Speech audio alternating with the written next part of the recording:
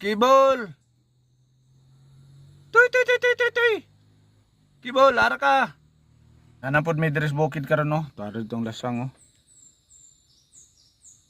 Kaya nagtanong may og kape, og kakao. Unya, ang akong iro, wala. Dire, ganyan na siya kong tawag. Wala. Di wala nito nga. Katong nito nga gud siya dire. Duha mi kadlaw adto niyan hidre, pero merong adlaw nag-ani mi dire among sudan kuan manok. Nya. Dami sobra, akong gibutang dia nga kuan kanang pwede bitaw makaon sa iro. Nya mo to pagkaugma ni balik mi dire, nakani siya, nakabaw siguro siya nga ay niyan kung agalo no. Mo to nakaon siguro siya adto among gibilin dire.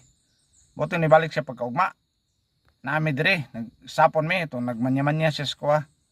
Karon katunyagi nagtanom na pud mi kape, wala siya. Kay isa ron mi kadlaw, karon po diyan mi dire, karon mi money ugma di mi balik. Posible butangan ako tog bahog dia. Balik to. Ugma na. Ya di man mi mobalik ugma. Amay na lang binlan na mo to pagkaon para makakaon po siya.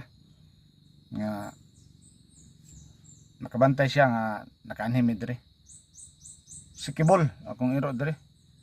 Nabilin sulod sa kuana duha ka tuig kapin. Siya nabilin dire. Tung makalakaw pa ko hangtod karon nga di ko kalakaw na gyud. Narga pa siya nanginabuhi siya ra. Taon loy kayo. Kaniara si tawag na ko wala. Tuwa susubos siguro, tuwa siguro sa lasang. Dito sa sagbutan dito subos.